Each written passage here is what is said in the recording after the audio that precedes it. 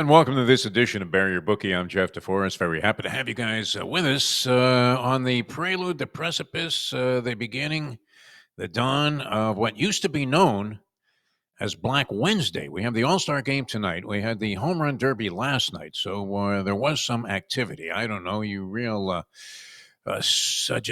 desperate degenerates are probably betting some NBA Summer League, although there are probably some people that have some expertise at that. I would not be inclined to get involved, even in prop bet situations, unless you had some kind of there's where you really need some inside information. You need a coach calling you and saying, hey, you know what? We're going to make sure so-and-so scores 20 tonight.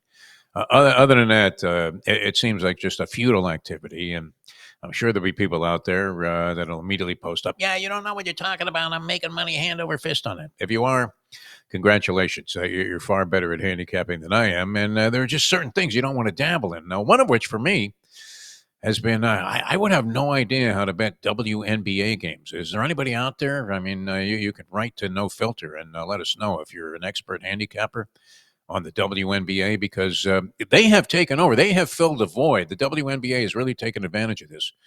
Black Wednesday was a day where, after the All-Star game, you had no Major League Baseball activity, and before the explosion, the exponential explosion in things that you could bet on, and the availability of betting, you had bookies that weren't taking any action on a lot of these different things, and they didn't have the phone apps. And literally, it was one of those days where degenerate gamblers would have to be calling in phony prescriptions for Xanax to the local drugstore and then sending some little kid in to go in and pick them up so they wouldn't get busted, just in case the pharmacist was onto the thing and realized, hey, wait a minute, man, there is no Dr. Butkus. Where did you get this prescription from? But you had to do it to calm your nerves, because there was absolutely nothing to bet on that Wednesday. And the WNBA now has cleverly made this like their version of Christmas Day in the NBA, where they start games at noon and stagger the 5 games they have scheduled so that you can go ahead and parlay all of them. If that's your bag, then good luck with that. But yeah, Black Wednesday was always one of my favorite occasions to discuss whenever we were getting involved in any kind of conversation about being a degenerate gambler, and it no longer is the case. Now, not a whole lot going on tonight except for the All-Star game, and you do have prop bets on that. I would imagine a lot of people are going to be taking part in that. I always enjoyed the All-Star game. It was very meaningful for me when I was a huge baseball fan as a kid. Baseball was America's pastime. That's all anybody really cared about on the sporting front. Football at that time was really just a diversion between the time that the World Series ended and pitchers and catchers reported for the next season. And everybody was ensconced in baseball minutia. And even though we weren't gambling on it to the level that people are today, I absolutely love the All-Star game because this preceded interleague play, and you wanted to see could Bob Gibson go in there and strike out a bunch of American League All-Stars? Would he be as effective?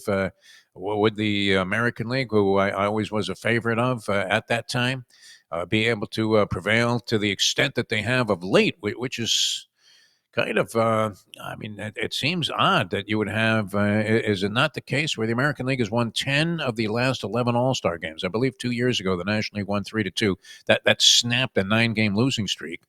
And then they won again last year. So it's been total dominance by the National League, and they are favored to win this ball game again tonight. You have to lay 115 to win 100 on the National League, and 105. Or rather, yeah, the National League oddly is favored tonight. The American League is minus 105, and National League minus 115. So the odds makers are thinking maybe the trend changes here. I don't know if they're going by the quality of the players on the team. I don't know how you really could make that assessment, because you don't know how long they're going to be playing or what they're going to be doing. Naturally, there were proposition bets that you can get involved in involving home runs. Judge and Ohtani, you're getting plus 560 if you think that one of them, or you might want to parlay both of them, going to hit a home run in the All-Star game. I would be reluctant to dive into that because you're only getting 1 or 2 at bats. Junior Caminero, who lit it up last night and came very close to winning the home run derby, and put on. I have to say this, for as nondescript as the field seemed to be compared to normal home run derby configurations where we're seeing this kind of dissipate. We were talking about it a little bit yesterday on the show with Mike Jones, where the stars, just like in a slam dunk, you started out, you were getting Michael, and you were getting the Doctor, and you were getting Dominique, and getting all the big high flyers there that you wanted to see jam a basketball. And then over time, they were starting to grab guys from the CBA. They were grabbing guys off the streets, taking guys out of the stands to see if they could dunk. And the whole luster of the occasion seemed to be greatly diminished and depleted. And you could say that that was happening with the home run derby. You used to get all the big bats in there, and you would have Otani or Ken Griffey Jr. back in the day, won a couple of them. You would have a field, though, that was assembled of guys that you consider to be legitimate, high volume home run hitters. That wasn't the case this year, and that's kind of been a trend that has been emerging to the point where you thought this year's field was about as weak in terms of star power as you could possibly get. You had Cal Raleigh in there who ended up winning it, and yet he's not exactly a household name among home run hitters, even though he's leading the major leagues in home runs. I believe he has, 38 already, just past the midway point in terms of number of games in the season. Actually poses a bit of a threat unless he is afflicted by the kind of Sports Illustrated covered jinx that seems to go along with the guy who hits the most home runs in the home run derby, where they end up being in a downward spiral post All-Star break and start assuming that, well, geez, you know what? That might have taken a lot out of him. I don't know that it did. The guy was great, and considering the level of quality of the field in terms of name value, I thought they put on a pretty good show. The only guy that really bombed out was the Yankees' Jazz Chisholm, former Florida Marlin, former Miami Marlin. And he had 3 home runs. That's pretty inept. I'm sure he didn't feel overwhelmingly happy about embarrassing himself on a stage that large, but he's a flashy player that is infused with a ton of confidence. And so I don't know that that's going to bother him at all. Didn't seem like he really what was the kind of power hitter that belonged in a home run derby field if you're going to take the top 8 guys that you can possibly assemble. But while that was embarrassing, I thought the rest of it was pretty good. And I hope you guys made a score. It was interesting. I believe Caminero might have been 12-1 to win the home run derby. And there was a sports book handicapper I saw. And you're probably familiar with the guy, Stu Feiner. He's screaming that he found a place where you not only got 12-1, but they added like an extra 6 points to the odds if you took up some kind of special arrangement that they had made for you to make a deposit and then bet this thing. And so you were actually getting 18-1 on this guy, imagine. And you came awfully close because Raleigh naturally was the favorite. And it did look like Caminero was going to make a move there in those final few at-bats that he had, final few swings, to come on and maybe overtake Raleigh, or at least tie it up and send them into some kind of a sudden death situation. But he wasn't able to do it. And so the favorite, the chalk, prevailed. So often the case, right? You've got some bomb, you got a phenomenal price, and what happens on a fluke where Raleigh was nearly eliminated in the first round. I don't know what barometer, what kind of measuring instrument they're using, but they actually had split it down to inches in terms of the distance of the home run. He was tied with this guy Rooker at 17 home runs. And that was the 4th place total to move on to the head-to-head competition in the semifinals. And instead, they broke the tie. It was kind of like NFL tiebreakers. Longest home run. Each one had one the same distance in terms of feet by the measuring standard they were using. And Raleigh eclipsed Rooker by like a half an inch. And that was enough to send him into the semifinals, where he prevailed there. And then, of course, he had a great round there in the final round, final couple of minutes, and ended up winning the thing. So hopefully you guys were able to cash on that. This was one would have been worth a little sniff, but I can't imagine that you would have gone ahead and plunged heavily on the chalk in a competition like that, thinking somebody else had to come out of the woodwork, and nearly hit it. Stu Feiner and his people nearly had that thing with whatever website they were betting on, whatever sports book they were betting with, at 18-1, which would have been a very nice score. A couple of other things on the All-Star game, and I don't know how inclined you are to bet on things like this. Tariq Skubal, who is going to be the starter for the American League, Detroit Tigers ace. You have to lay 175 to win 100. 175 to win 100 if you think he's going to strike out less than 2 batters. Now, Skubal probably goes what? 2 innings at the most. Probably the starter, going to get 2 innings in these All-Star games? Possibly so. So can he strike out 2 guys inside of 2 innings? You would have to think yes. So you're laying a big price there if you take the under. But yeah, I would think maybe, unless he only goes 1 inning, and I would take a shot there over 1.5 strikeouts. Tariq Skubal might be worth it. Aaron Judge and Shohei Ohtani to get a hit. You have Ohtani, and the price is based on over half of a hit. So if he gets 1 hit, you can get that at even money. Aaron Judge, you have to lay 105 to win 100. If you think that Aaron Judge is going to get a base hit of any type in this ballgame. Doesn't matter if it's a dribbler up the left side there for an infield single or some colossal home run. Obviously, you're getting far more if you're betting that he's going to hit a homer at plus 560. But if you think Judge is going to get a base hit in this game, lay 105 to win 100. Not sure how I feel about that one. Here's one that I loved. Paul Skeens, who will be the starter for the National League. And we know he brings it at 100 miles an hour very frequently. I don't know how many pitches per game he throws at 100 plus, but you can actually bet on this. It's kind of like betting the length of the anthem or maybe the coin flip, where you're betting on the first pitch that Skeens throws. The first pitch that he throws will be 99 miles per hour plus. If you think it will be 99 or higher, 99 plus, you getting plus 240 on that. So does he wing one to start it out just to show you who he is? Or is he thinking, hey, I don't want to wreck my arm here. I'm just going to go out there and throw my usual 96, 97 and see if I can't cruise by. But if you're taking a shot on that, imagine that. You're already celebrating. The guy throws 1 pitch, boom. And they're playing in the National League Park. So he'll be on the hill to start the game. The very first pitch, you'll hear people yelling and screaming. If he somehow hits it over 99 miles per hour. I don't know how many places are taking that action, but that was one of the prop bets that I looked at. The after 5 inning total is equal, plus 130 either side. You get plus 130 with both the AL and the National League to be ahead after 5 innings. And then if the game is tied at the end of the 5th inning, you're getting plus 390. I don't know why. I feel like it's going to be like a soccer thing where you just go ahead and bet on the tie. Let's hope that it's 0-0.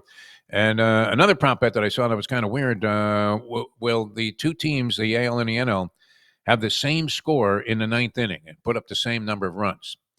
So if each team fails to score in the 9th inning, you would have minus 240 that you have to lay on that to win 100. That the two teams will have the same score, same number of runs in the 9th inning. Just a lot of wild stuff that you could possibly make a wager on if you're betting the All-Star game tonight. I guess that's one way to amplify your level of interest is to have a little money on it. Betting the game itself, don't know what you would base that on because, as we said, you don't know how long any of these pitchers are going to go. They try to put everybody into the ball game. I'm thinking, do they give Ohtani 3 at-bats? Do they give him just 2? They kind of keep him under wraps a little bit because the Dodgers would be upset if he was in the ballgame too long. We shall see. But good luck with your wagers there because I would have to say skeptical at best. I don't know that you can bet any of this stuff with a lot of money or any conviction when you're talking about the All-Star game because if you do, then your confidence is far in excess of anything that I would possibly exhibit over something that is, let's not forget, people, it's an exhibition. You can hear the wrestling disclaimer. These matches are strictly exhibitions to show the skill and the stamina of the athletes and are not representative at all of any reasonable competition that you normally would want to invest your money in. I was looking at a couple of things, though, just off the beaten path here, nothing to do with gambling, good for bar talk arguments. And I was trying to figure out or find somebody that had a list of the greatest all-star lineups of all time. So I pulled this one out. This is 1966, was labeled as one of the best ever for the National League. Now, certainly the top of the order, all the way, I guess, through the number 6 hitter, you would say, wow, that sounds pretty impressive. Willie Mays leading off, 1966 National League All-Star team. The great Roberto Clemente batting second, Hank Aaron hitting third, Willie McCovey with that windmill swing hitting fourth, Ron Santo, Mr. Cup, batting fifth, Joe Torre, who had some outstanding seasons with the bat, was hitting sixth, Jim Lefevre batting seventh, and Leo Chico Cardenas was batting eighth. Of course, they had the pitchers hit back in those days. I don't know. Bottom of the order kind of leaves me hanging a little bit. Lefevre and Chico Cardenas. I'm thinking you could probably do better. If you go all the way back for the Gazers at Caesars, the 1934 American League team, this is a pretty hefty lineup here if you think about it. Charlie Gehringer, you may not be familiar with, but he actually is the all-time leading hitter from a batting average standpoint in All-Star games. I don't know how many at-bats this encompasses, but he batted 500 as an All-Star player. Charlie Gehringer. Heine Manush, who my favorite name all time in Major League Baseball history. He was batting second. The Babe was third. Gehrig was fourth. Jimmy Fox, Double X, batted fifth. Al Simmons, incredible ball player, sixth. Joe Cronin, who went on to become a commissioner of the American League, but was a phenomenal player himself. I was hitting seventh. Bill Dickey, you had the great Bill Dickey batting eighth. Pretty good lineup. A couple of records. Hank Aaron made the most All-Star games, 25. Willie Mays, 24. Stan the Man had 24. Stan the Man has the most home runs in All-Star history with 6 total. Jim Palmer, in a single game, got shelled for 3 home runs. Kind of interesting. Streak of consecutive strikeouts. Everybody remembers Fernando when he struck out 5 in a row. The only other guy to do that in an All-Star game was Carl Hubble, the great Carl Hubble. And the two of the great closers were set the record, All-Star record for closing out games or being on the mound when the final out was made. Goose Gossage 5 times. Mariano Rivera did it 4 times. And as we said, it's been American League dominance in the All-Star game over the last decade plus. They won 10 out of 11. And tonight you are actually getting a better price on the American League than you would on the National League. Over-under number of runs, they're not expecting a big explosion. I'm thinking, is it worth a taste on the over on this one? Because this has been an era and a year of high-scoring baseball games. 7 is the total. So if they go 7, you got the push. 8 runs, is it possible these two teams accumulate 8 runs? The last few games have been relatively low scoring, and maybe because of the circumstances and the oddball situation of having all these starting pitchers coming out there and throwing an inning or two, maybe that limits the number of runs. We shall see. Unfamiliarity, that kind of gone out the window with the interleague play, so I don't know that that's as much of a factor, but over under 7 on the ball game tonight. Hope you find a way to enjoy it and wager on it. And I don't know if you're going to dabble. We'll try and get into this with Scotty M tomorrow. I don't think he's a big WNBA guy, but that would be the one way to work your way through what used to be known as Black Wednesday, one of the faithful days on the degenerate calendar that used to involve 0 action, 0.0, John Plutarski numbers. And now, as people are indulging in all kinds of different crazy things, actually has a slate full. Major League Baseball doesn't resume, by the way, till Friday. Didn't they used to play a couple of games on Thursday after the All-Star break and get back into it? So you have 2 days if you're a Major League Baseball bettor to kind of sit back and chill and contemplate whether or not you want to go ahead and dive in with both fists into some WNBA action and Angel Reese over-unders. All right, have a lot of fun watching a game tonight wherever you are, and hopefully you make a lot of money on your wagers. So we'll have Scotty M with us tomorrow, Mike Jones on Thursday, the Professor on Friday, in the upcoming editions this week, and the next editions, of course, of Bury Your Bookie.